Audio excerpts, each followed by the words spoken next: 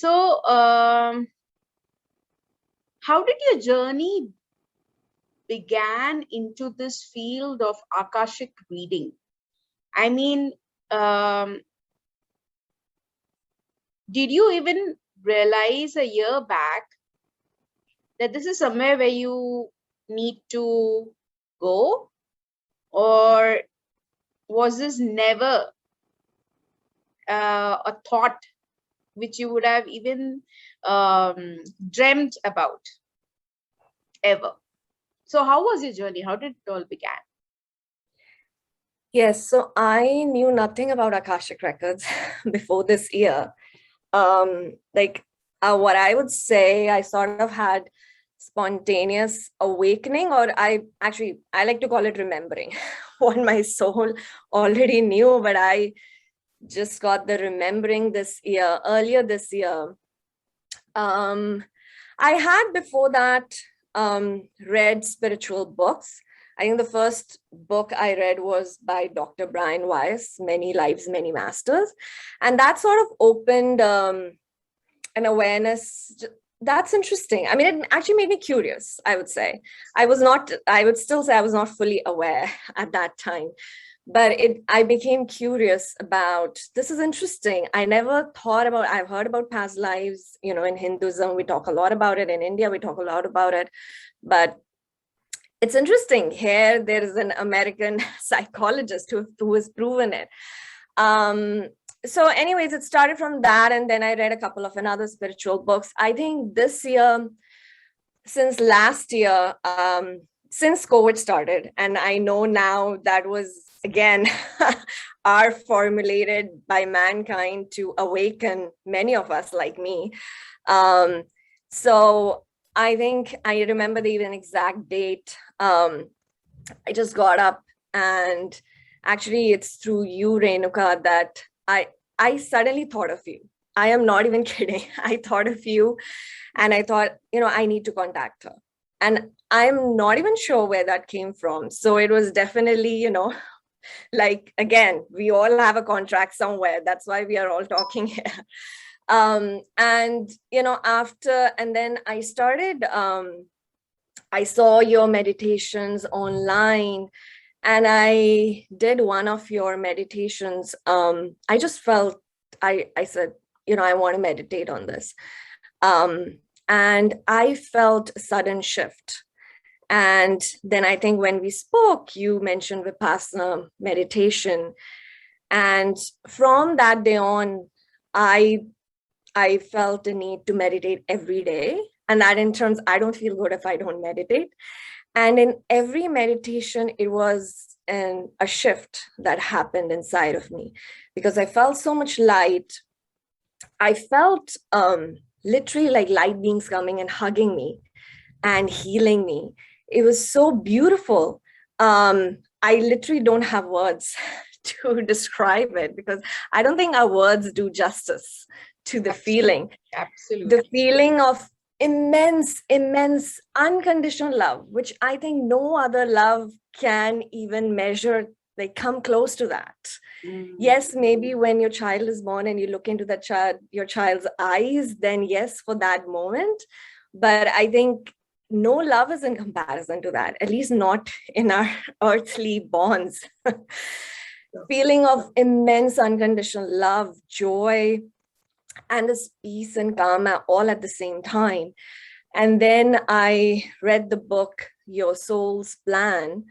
And I remember I was just in the third or fourth page, and I read about Akashic records there. And I was just so determined, I want to read my own records. That was it. And then, you connected me to Gurjot, and I had my own Akashic reading. And it was just from there was no looking back. It's been amazing how everything unfolded by itself, where I mean, I can't believe how much I have grown and have had the awareness in just 1 year, and the year is not even over yet. So that's how my journey started. Beautiful. I'll come back to you with a question, because I did come with a question again for you. But meanwhile, I'll ask Payal or Gurjot to go ahead with the question they have and answer it. What is your question which you received? Can we ask Jas again, because Oh she's yeah, of course. slow. You can. Anyone can.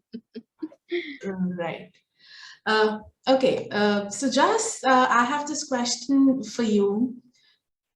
You have been quite a different person, as you just mentioned a year back, and now you're a different person.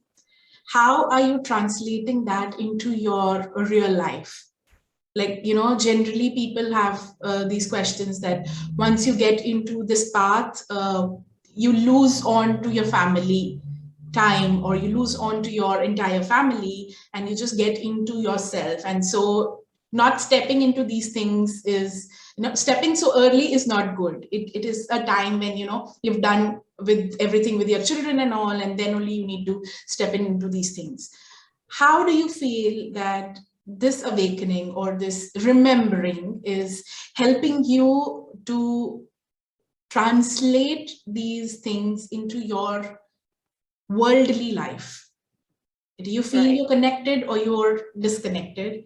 And are you translating it? Let me put it up that way. Yes, actually, that's a really good question because I think after your awakening or awareness, there comes a time when you actually go through a dip. And you constantly go through like this. I feel, yes, your awareness is increasing, but you are constantly, it's a wave. You're constantly going up and down, up and down. It's never possible to always stay here. There have been moments where I now feel, okay, how do I now apply this? Like you said, how do you translate this into, yes, what service I'm here to do? How am I supposed to help people? Or what's the meaning of my life, and so on? And even day-to-day interactions.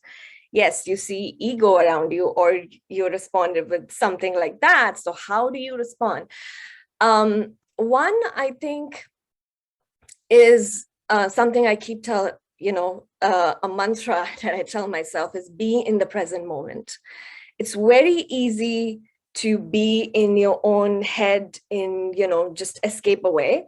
And I have received that also. I've become more spacey, where people are like, are you here?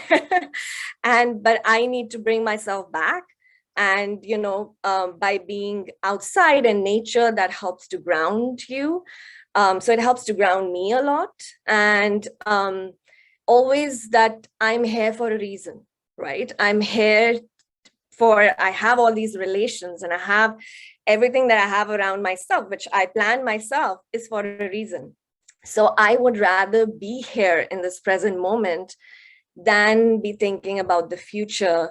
Past, I don't now dwell that much on, but yes, sometimes about the future, but, bringing myself back, because it's my every thought and action and reaction in the present moment, which is actually shaping my future, or, determining my future.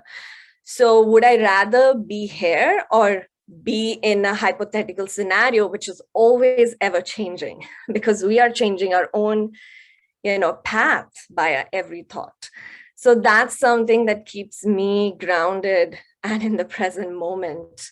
And I bring myself back, be in this present moment, experience it and observe it as much as you can. And rest, of course, there is a part of surrender. You just need to go with the flow of what it is. So yeah, that's pretty much it. Very beautifully said and explained. I mean, surrendering, accepting, and just observing it. It's all that is. You actually answered half the question I was about to ask, but still my question is pending. Payal,